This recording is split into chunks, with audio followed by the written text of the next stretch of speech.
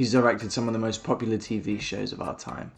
Better Call Saul, House of Cards, 13 Reasons Why, and Billions, to name a few. Not forgetting my personal favourite, the hugely underrated MMA series Kingdom.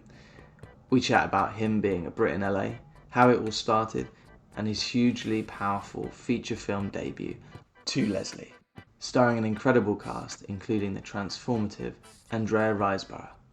Our guest today is producer-director Michael Morris. Hey, how does it feel to win such a life-changing sum of money? Oh, well, I feel a hell of a lot better than yesterday. What do you plan to do with 190,000 smackaroos? I don't know, maybe buy a house, buy something nice for my boy, you know, just have a better life. Save my soul, ran through the night, lost in the woods. I want to be a good mama again. She just blew all that money. Yeah? Yeah. Where's she been? I won the lottery. I was the one who won the lottery. Help yourself. You always do. Ain't them derelicts you spit on, we ain't partying no more.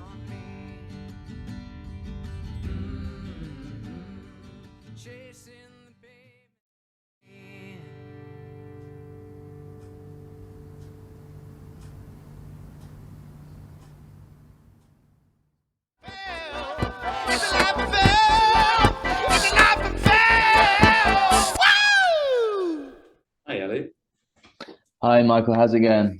All right, thanks. All right, nice to hear another English voice. How about I was not expecting that. that?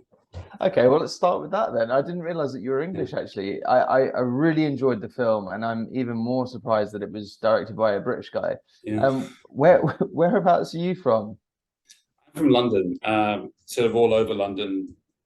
Grew up all over London, but I've been in Los Angeles for about getting on for 18, 19 years now. Wow. Yeah, long time. I really enjoyed the film. The film was, I mean, it's a absolutely mad true story. How did this come about for you? How did this land on your desk? Yeah, I was just the way, in the most organic way possible, and yet more proof that when things happen organically, they tend to be the things that you should follow through with. I've been really wanting to find a feature. As my first feature, having been here working in television in various ways for a while, but I was working on a project, and just somebody, a casting director actually, who became the casting director for us and also a producer of the film, emailed me for the first time in, I want to say, 6 or 7 years, and just said, I read this script, and it just, for some reason, I thought that it would mean something to you. I'm from London, I'm not a single mother from Texas. On the surface, the touch points are few and far between, right? But she was 100% right. From the moment I read it, I couldn't put it away. And I realized that you can look for projects, especially as a director. I think you can look for projects. You can be really actively looking, but it's not until you have the feeling of, I'm not stopping until this movie is made, that someday this movie will get made. I don't know how or where, but that's the feeling you need, I think, especially probably for a first feature. And I hadn't realized that till that moment. And so, yeah, it was overwhelming, actually. It became the singular thing I wanted to do. Well, it's quite amazing that you've been doing this for as long as you have, and you've done all the incredible shows that you've done. I do want to touch on them at some point, but we'll obviously stick to figure out the film. But massive fan of a couple of those shows. But how does it differ for you, like going on and doing this as your first feature? Like, what are the differences? Obviously, I'm sure the budget's quite different, but what was that like for a first, experience? It was all the things that you had heard about. Oh, there's no time in television, but when you start doing movies, you have nothing but time, that kind of thing. All that's not true anymore. It's certainly not true for a movie of this scale. So we shot. But I will start by saying, I mean, it's a really good question, because similarities, we're telling stories as true in the truest way we can, with the best actors and the best crew that we can, and the best mode of telling the story, whatever that happens to be. That's true of anything. That's true of a 5-minute film, and it's true of Game of Thrones. Differences are huge, though, for a director. there are different degrees of being a director on television. Most of the time you're coming in and you're trying to contribute as much as you can in style and tone and taste and storytelling before you hand off to the next person and go. You can also, I've been lucky enough to be an executive producer, director, which gives you a little bit more, you're more of the family there. But even still, the tone of the show, you're basically creating a chapter of a novel, you know. Sorry about that. Apologize. That's not supposed to happen. And obviously the thing that I prized the most about this experience starting out was the authorship that a director has to have. Like, you have to say, this film could look it could be anything. There could be swelling violin scores and crane shots. Why not? What is this film going to be? What is its identity? And that was a really wonderful experience for me personally. And to try and figure out what the texture and tone and flavor of this film was going to be before you even get into casting and the other huge choices you make. Well, we'll come into casting. I mean, now in my head, because you're British, I'm thinking you came across your leading lady that way, but was that actually, maybe that wasn't the route you took? No. So I'm lucky enough that, you know what I'm doing now is I'm unplugging my phone. Fair enough. Yeah. Mine will go off in a minute. Yeah. No, I was really lucky. So I was a producer and director on the second season of a show, an earlier show for Netflix called Bloodline. And it was in that second season that Andrea came and joined the cast. So I had the experience of working with her as we built her character and made a lot of choices about who this person was. And I was lucky enough to direct a lot of the scenes that she was in. And the very young at the time actor playing her son was Owen Teague. So we had paired these two before as mother and son. And some of the scenes that we did together back then still stay with me. They were really striking. And I knew from the first moment that I read this that I wanted Andrea and Owen, if we could. Andrea's just a real chameleon, you know, in the very best sense of the word. She's a true actor. She doesn't ever play photocopies of herself. You know, she only ever builds a character from the ground up, the way they walk, the way they chew gum, the way they smile at you. You can Google 10 pictures of Andrea Riseborough and see 10 different people, you know, on your screen. So I had never questioned that the fact that she's from the north of England would make it difficult for her to play this. You know? Oh no, she is one of those actors that, as you say, even just looking at her IMDb, but knowing her in the parts that she's had, I always struggle to realize it's her. And I'm looking it up and going, oh my God, like she genuinely is a chameleon. And in this, the same again, she really is like, you just believe every note that she puts across on the screen. It's incredible. That makes me very happy. Thank you. Oh no, I mean, this film felt savagely real and just brutal, and you really do believe that she's walking and talking like a real person. I feel like she's going to be swimming around in my head for a couple of days. But coming back to the difference between TV and film, obviously I have to mention, this is probably not the one that you're expecting me to say, but Kingdom was one of the best shows I have watched in the last 5 years. I just absolutely loved it. Girlfriend watched it together, and she's not into martial arts in any way, shape or form, and I was like, no, you need to, I'll start it again and you can join me on this journey. And she absolutely loved it. And it's not that makes you killed it. That to me, I got like actual like goosebumps on that, because there's a show that I'm really proud to have been such a big part of. And I don't know how the episode numbers break down, but I directed maybe getting on for about half of the episodes across all the seasons. Written and created by Byron Belasco, who is just an absolutely brilliant writer, and has put his finger on something at the script phase, at the character phase, which we as filmmakers tried to draw out in style and choice, and performance, which was everything he does, in your excellent words, is savagely real. But he's also able to shape a narrative and shape an arc, right? And hit you with sucker punches and surprises that these characters have. And you realize when you step back that that's brilliant writing, because that's what life does. Like life isn't always banal. You know, life isn't always just like, oh, it's so lifelike, like nothing happened. Shit happens in life all the time. All the time you get like whacked out of the blue by things you didn't see coming. And so I think having the combination of, there's actually a dramatic kind of build and arc to these stories, but at the same time in a very, very realistic way, I found inspiring. I've got two eagle-eyed fans of Kingdom who watch, to Leslie might recognize the brilliant Mac Brandt, who plays our bartender. Of course, yeah. There's a couple in there, isn't there? And then the other one who did it, like they both did this as personal favors, but I'm so happy. The brilliant Matt Laurier played the what we just refer to as handsome outlaw, the guy at the bar towards the end of the film. If you've seen it, I won't say much more. But he and Andrea have one of my favorite scenes in the movie, actually, together. Yeah, no, I actually took me a while to realize it was him because his hair's long and he's got a beard, everything else. But yeah, I mean that show was just incredible, and it was one of those ones that I really feel like the audience was behind it and wanting another season. And when it went to network, I don't know if it's different maybe in England, but it came to Netflix here. And then I remember there was a lot of on social media people being like, "Come on, we need another season. Do more." Yeah. Is there any chance that there will be? Because I know I'm there for it, and I know a lot of other people are. It was an incredible show.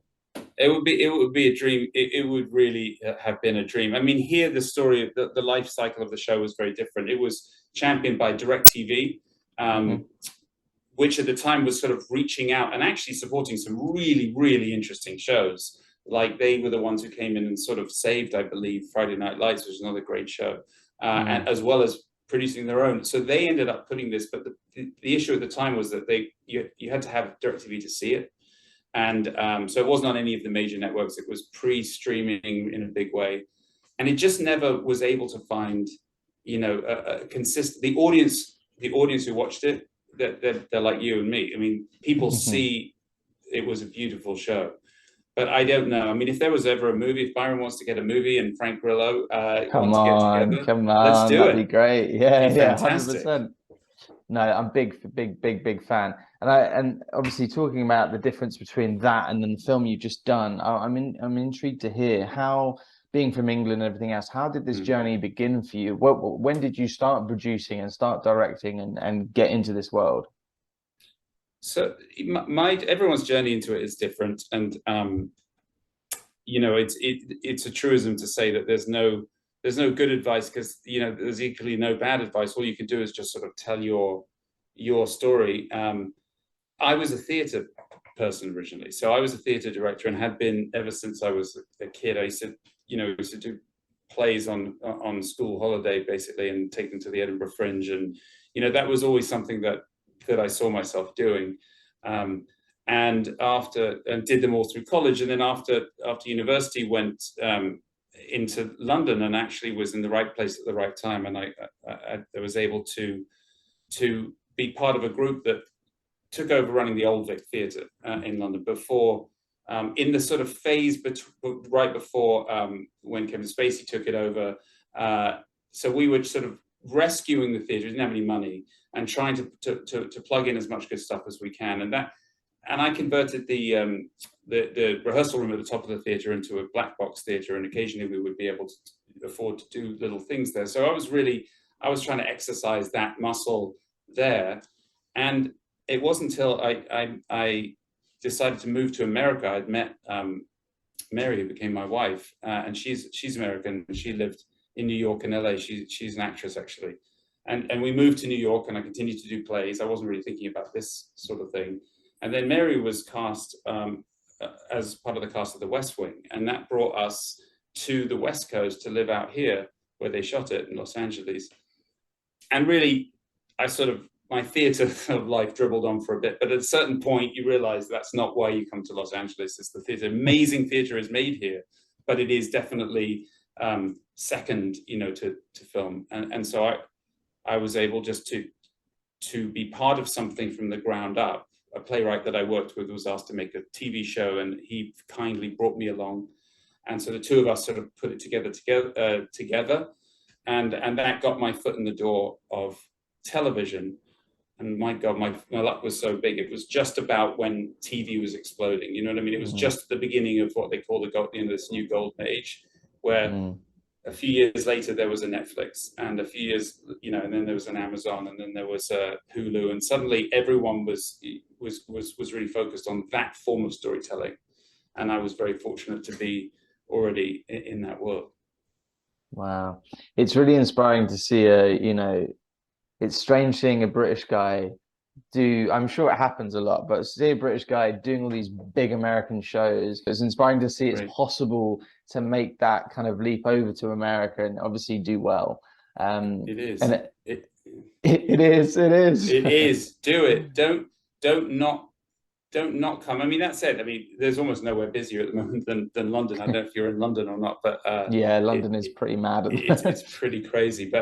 But no, I mean, it's always worth. I mean, I have really, really good friends in London working the business in London, and I just said, come for a bit. Just book a ticket in advance. The prices are not insane when you book in advance. Come to LA just for a bit. Make it a holiday, and you never know. You meet people, and it can just be the chance of that can reward you sometimes. That's a nice piece of advice. I think.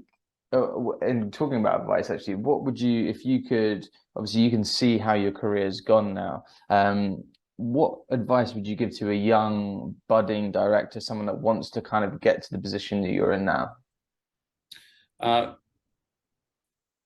It's such a good question because I mean, I think the practical bit is teasing out from my set of circumstances, which is going to be very different from anybody else's, right? A lot of people can find directing from editing, or can find directing from writing, or from being an assistant director. There's a million different ways in.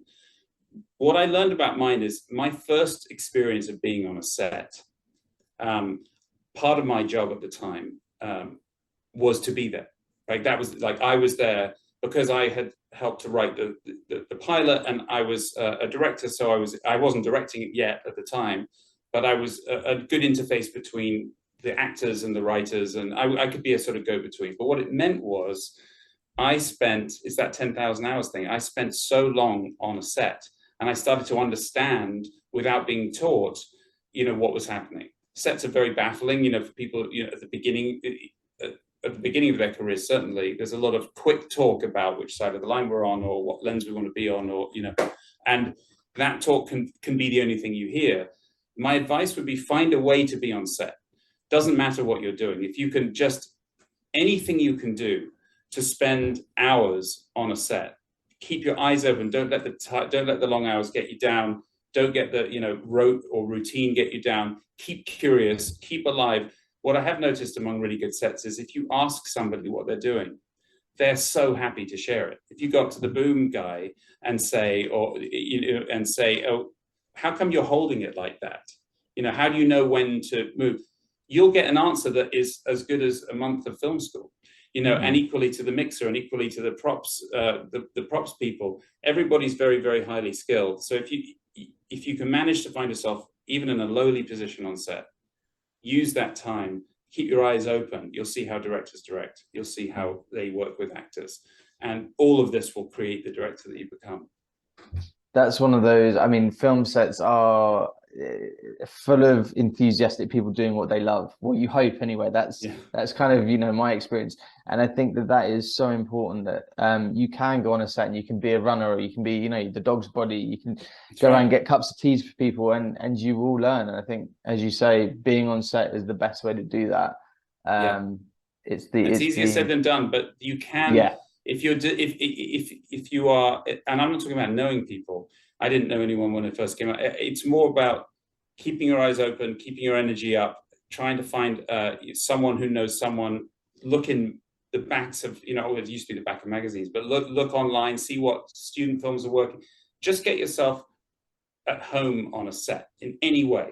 And people are used to people rising too on film sets. It's just one of those worlds where it's not surprising to people when someone who has been getting coffee is now, working as a script supervisor, or is now, you know what I mean? And it's like working on a ship in a weird way. Like, you know, everyone knows what they're doing, and if people move between roles, they're like, all right, on you, we got it, good on you. So I really do have to ask about Better Call Saul, because that is obviously a show that people know and love.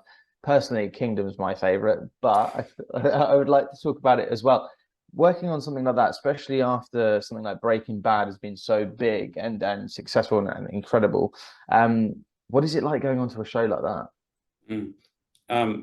Better Call Saul's just a sort of the classic sort of superlative experience. I mean, it's made by people who care more about the show than it's possible, you think, to care about it, by people who think about it more than you think it's possible, and who respect each other. I mean, that's one of the big things that I, in my learning curve, that I'm so happy to have been part of a group of people that whose way of working, whose way of communicating is to support one another. And it sounds like really kind of bland. It's not bland. And when under pressure, when people can actually credit what their departments are doing, it's a wonderful way to run. And I think it's one of the reasons why the show comes together so beautifully. I think a lot of the people had been working together for about 8 or 9 years by the time they started. And I never worked on Breaking Bad. I wasn't certainly not grand enough at the time to work on that show. So I felt very accepted by their family. And I think in return, you just sort of give everything to make it to the show. You don't sleep sometimes for agonizing on the smallest details that may or may not be noticed. But that's how you build something, I think, really good. I'm really happy that this last season, it's a lot of pressure, I think, personally speaking, to end something like that, so it's been really gratifying that people seem to be into it. Yeah, to end something like that, same with Better Call Saul or Breaking Bad, it's that to end something like that and be brave enough to not, people like to drag things out when it goes past the point of being good, and they've seemed to have timed it so well with both of those shows to end on a really good note, and to end on a really good note. See that segue there? That was seamless. Seamless. I want to ask. It's just it's a question I always ask everyone, and it's just kind of try to humanize the guest. I would like to ask you: do you have a humiliating moment, preferably on set, that you would share? Perhaps a moment where you dropped a lens, or I don't know, did something where halfway through a take and ruined a take, or anything you're willing to tell us. Well, the amazing thing is that you just asked for one. I mean, there's so many. I mean, there's so many. I mean, I'm sure I've dropped a lens. I'm not actually sure I've dropped a lens. I have had, devices go off in this, when I've insisted on being in the room with, 2 people, I could have watched it from outside, but I feel really connected often to the actors when I'm really close. So I've insisted on being in the room, like in a really close situation, and then have this stupid beeping that I didn't even, which I know sounds pretty, but that is that you want to actually, you want to just leave and never come back when that happens. On Bloodline, my jeans split all the way down in the middle of the take. That was fun. And literally, they just fell apart. What were you doing for them to split?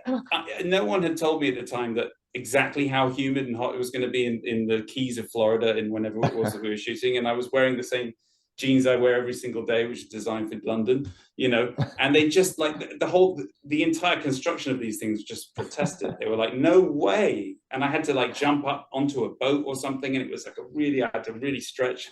They just had it.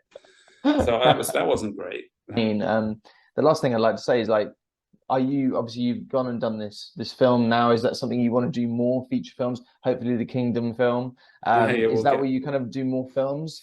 It's always been I think for every director, truly, I grew up watching, great TV, but I also grew up with some of my biggest memories are my relationship with films that I've loved. So the idea of making a film has a lot to love about it. So hopefully I'm able to continue and do that. But I will do both. There's no question. Television, I think, is maybe the dominant form of film narrative at the moment, you know, and deserved, because sometimes we need more than an hour and a half, 2 hours to really get into the story. Michael, thank you so much. This has been Thank great you. and really inspiring, and all the best with the film, man. I love it. Thank you for watching it so closely. It means the world. And I really enjoyed it. Really enjoyed it. I'll see you soon. All right, cheers. All right, Elliot. Thanks cheers, a lot. man.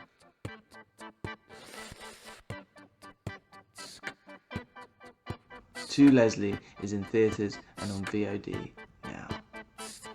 If you enjoyed this episode, please review and share this podcast. It makes a huge difference. We're also on Patreon, TikTok and Instagram. So if you'd like to support us and get more content, go for it. It's a life and fail, and you better come back next month to a life and fail, to a life and fail, to a life and fail, to a life and film. Bye. Bye. Goodbye. Make him look. There it is. There it is. Boom. Nice. That's it. I was a little familiar with UFC and mixed martial arts before I started training for the show, but always been really intrigued by the mentality of the fighters, which is on any given day you're willing to get knocked out. It's that mentality that I think you have to have if you're going to do this.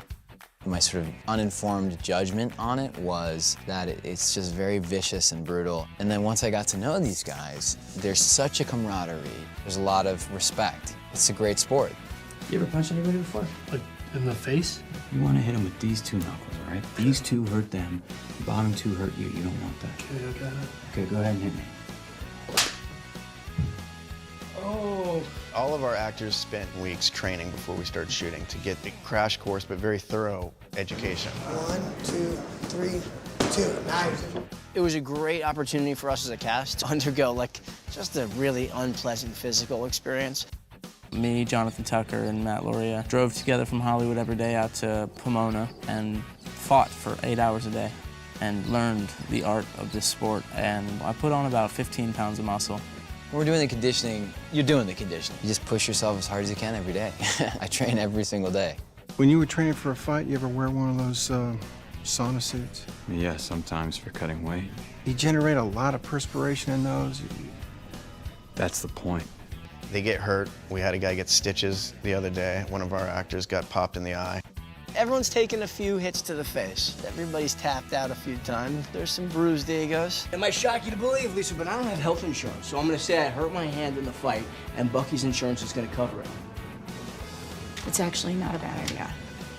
I write the fight sequences and tell the story that I'm trying to tell, and then we give them to Joe Daddy Stevenson, who's a UFC legend. The training is real. I don't care what a good actor you are. You can't fake fighting. It's got to be real. Whenever we have a fight scene, we kind of reverse engineer everything. We basically have the fights done, and then we could fill in the blanks in the dialogue afterwards, so it looks all very synchronized.